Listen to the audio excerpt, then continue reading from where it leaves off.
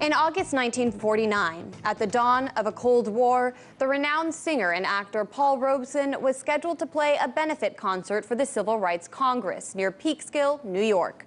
Robeson was not only a singular talent, but an outspoken supporter of the decolonization of Africa, the end of Jim Crow in the United States, and peace with the Soviet Union. These political positions, along with his communist affiliations, led to his blacklisting during the McCarthy era. Before Robeson even arrived at the venue, rioters, whipped into a frenzy by local right-wing media, mobbed those gathered to attend Robeson's concert, beating them with baseball bats and hurling racial epithets. Police took hours to arrive and did little to protect the concertgoers, leaving 13 people seriously injured. In breaking up the concert, the media demagogues and nationalist mobs set a terrifying precedent, demonstrating how a performer could be shut down for speech which threatened the pro-war status quo. Today, legislators in New York are threatening to do the same to another performer who has taken a bold political position. Their target is rock legend Roger Waters and his support for the Palestinian-led Boycott, Divestment, and Sanctions Movement, or BDS. An opinion piece published on local news in Nassau County this week compared the struggle of musicians censored during the Cold War to that of Waters, stating, "The blacklisting of actors, writers, and directors during the Cold War is among the most shameful chapters of American history. Yet, a group of Nassau County legislators appear to favor a revival of a blacklist. They are determined to prevent former Pink Floyd bassist Roger Waters from performing at Nassau Coliseum next month because he has endorsed the goals of the Boycott, Divestment, Sanctions Movement. BDS seeks to punish Israel because of its policies towards Palestinians." The piece goes on to point out it was Waters himself who sang famously in Pink Floyd's The Wall the timeless lyric, "We don't need no thought control." In an exclusive conversation, I spoke with Waters about attempts to shut down his show for his views on Palestine, but also the current state of politics in the United States and the rise of a modern Cold War. Roger, you are one of, if not the most high-profile supporter of the Boycott, Divestment, and Sanctions Movement in support of Palestinian rights.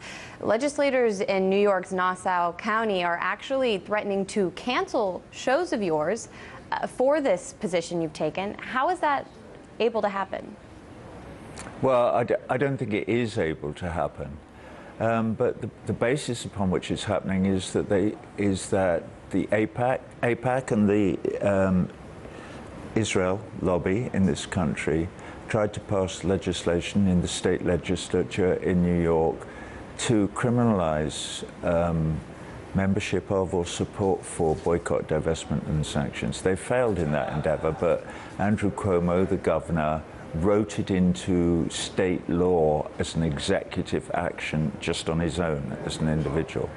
So there is a law of some kind, which I can't tell you exactly what it says, but which says that no organization or business is allowed to do business in New York State with a person such as me, who is involved in the boycott movement to try and encourage the Israeli government to modify its policies vis-a-vis the Palestinian.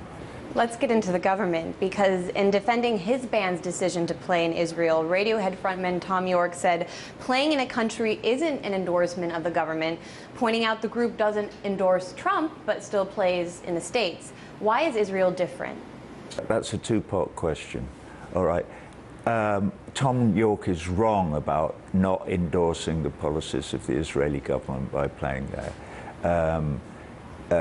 Spokespersons of that government have said how excited they are that this is the best thing that's happened for their Hasbara, which is the explaining to the rest of the world what a wonderful and precious democracy Israel is.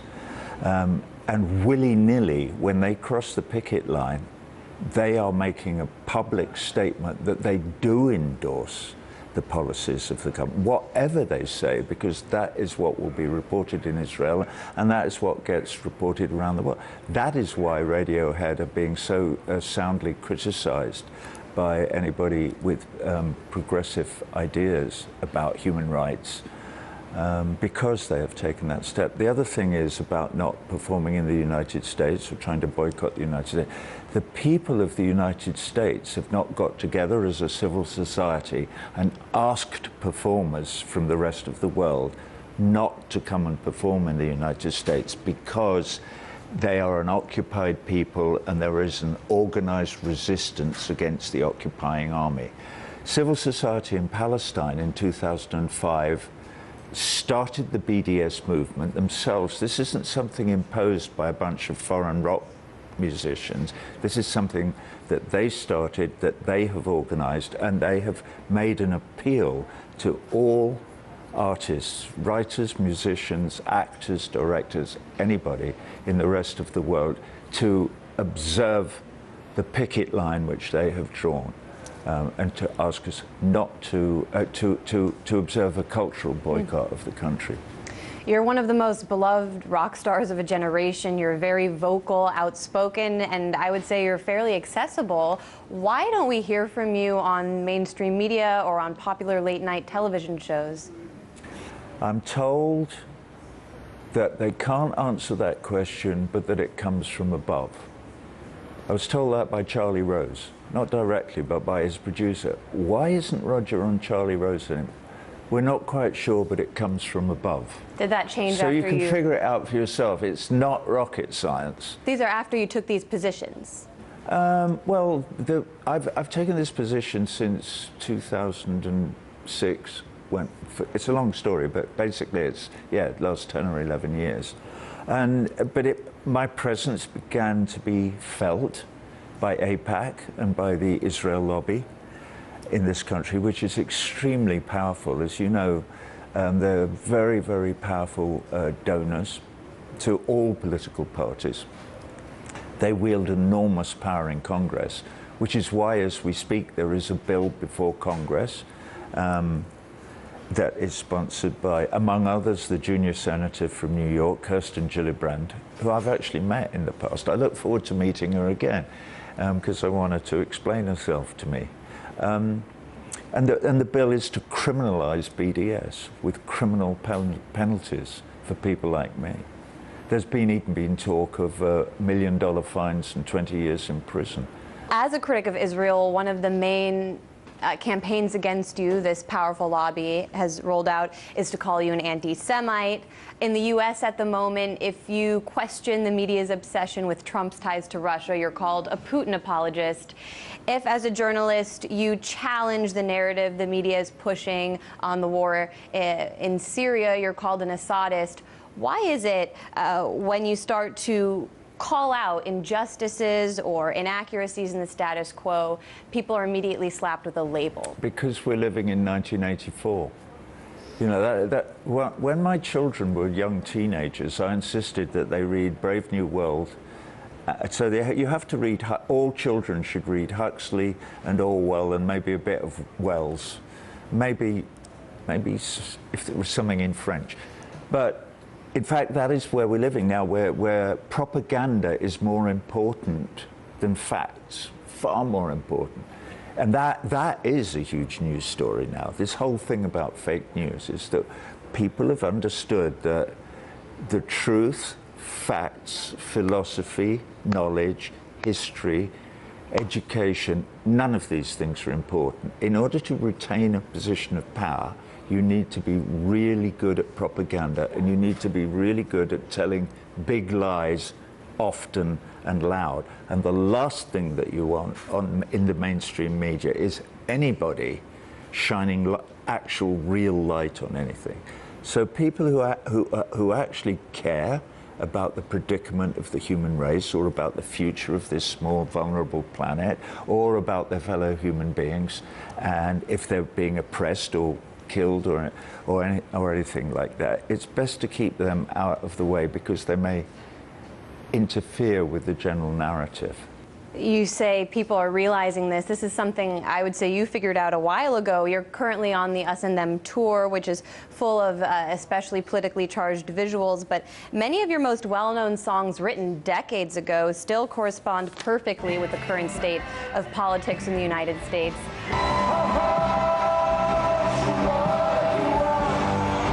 one line which comes to mind is, hey, you White House, haha, charade you are. And we're just a few blocks from the White House right now, Roger. What does it symbolize to you?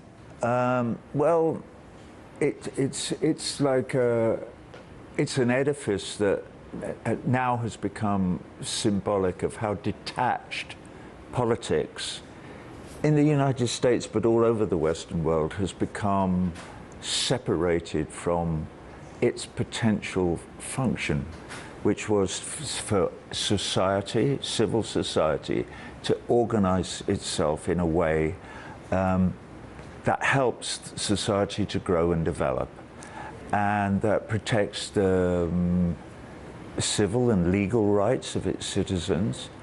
It is now, the White House is an edifice symbolic of the function of government, which now seems to be to protect the tiny elite of very, very, very wealthy men who actually run this country, and the corporations who profit from the policies that are meted out by the Congress, that is bought and paid for by the donors who were given the liberties to make those donations by the Supreme Court in Citizens United, which is one of the most regressive pieces of legal doctrine to have found its way into society since the Second World War.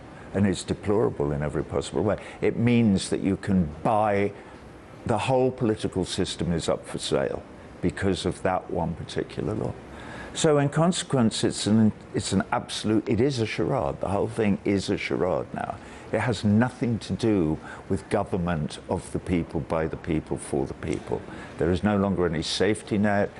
This particular administration, it has shown and is completely honest about the fact that it wants to dismantle all humane federal governmental agencies that look after the environment, the old, the sick, the aged, anybody poor, they need to be destroyed on the altar of the advance of the corporations. And if what I was saying wasn't true, it would sound crazy, but it's not. It's actually true. So that must be kept from the public. It has to be kept off the mainstream media. We must not talk. We can't talk about it. It's like Palestine.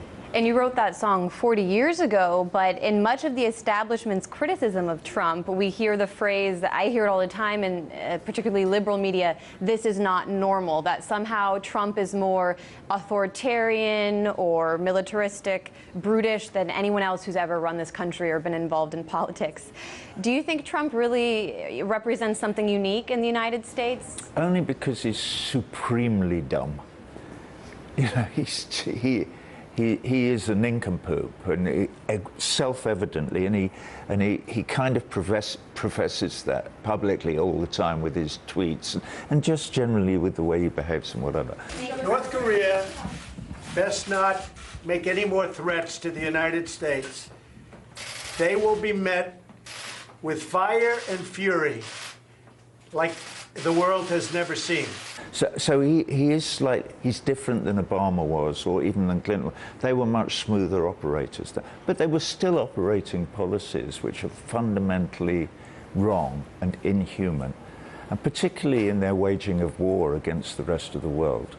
You know, this idea that the United States needs to be a military presence over the whole globe and needs to be threatening as much as it can and controlling as much as it can. And it's deeply and desperately dangerous, particularly in the world we live in, where we still, after all these years, have countries that have nuclear weapons. So that we could be sitting here talking, and what a surprise it will be if there's a whoomph and all the lights go out because of some electromagnetic thing, and then suddenly we realize it happened. Wow, and it's what we've all been talking about. And the wise men have all been warning us for years and years and years. Just last week they came out and they said the doomsday clock is at 2.5 minutes to midnight. This is the closest we've been to the nuclear catastrophe since the end of the Second World War. And yet, what do we talk about? Well, we talk Russiagate. we talk about heightening tensions with Russia. Well, and it's why you have to ask yourself why would we do that? Why would John McCain want to be going and having a war with Russia? Why would we be wanting to have more and more boats in the Black Sea or wherever they are? Why? Why this obsession with Russia? Why not? Why not? Maybe that's the only tiny bit of sense that Trump has made, is that it might be a good idea to actually have conversations with the Russians. The guy, I can't remember his name, but the foreign minister seems to be eminently sensible and eloquent. Lavrov. Yeah, and also people I think would do well to re-go over the interviews that Oliver Stone did with Putin, because when you actually listen to it, if you would compare Vladimir Putin with Donald Trump, and you go, which man would you rather sit down and have a conversation with? There's no question. This one's a complete buffoon who doesn't make any sense, knows nothing about anything. This guy may be power hungry, and he may be, but at least he's coherent. At least he can string a sentence together. At least he reads about the political situations in the places that his country is involved in, which are, let it not be said, all on his doorstep. Putin is not frigging around in Mexico. He doesn't have nuclear missiles just over the Mexican border. So you're obviously not afraid of being called a Putin apologist now, like Oliver has been, for pointing out these things. No, of course I'm not afraid. It's just the reality of the situation. That gets back to the idea that what's important to the mainstream media is propaganda. And that's what it's about. It's become a tool of propaganda, maybe unwittingly to some large extent. Finally, you're on the Us and Them tour right now throughout the States and then I believe Europe as well. For your fans coming to your shows, how would you like them to take your music and translate it into action in their own lives, their role of humans? I hear you talk about that a lot, your role as a human being, especially your fans in Israel who might be wanting to know why that music can't be played in their country. Well, it'd be very hard not for all Israeli fans, because obviously I'm in touch with many of them. There is a big resistance movement in Israel.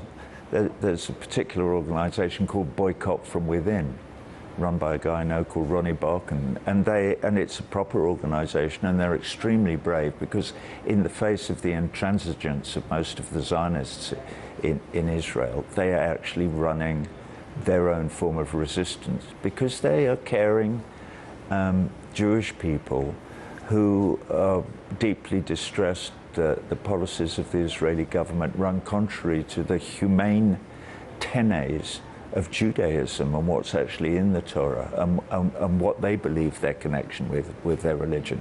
I'm an agnostic, so it's really none of my business, but we do know that all those Judaic-based religions all have the same basic ideas about them. But you asked me something else. In this, I'll tell you something. We've done 30 gigs in this country, and everywhere we play, because the show is very political, but people see it and they understand that it's about us recognizing the predicament of others. It attaches very much to the philosophical position that we should do as we would be done by. It's a character from Charles Kingsley's Water Babies. Mrs. Do as you would be done by says that. But it is incumbent upon us all, and upon our politicians, and on all those of us who think about people who might be on the other side of an argument, to put ourselves in their shoes.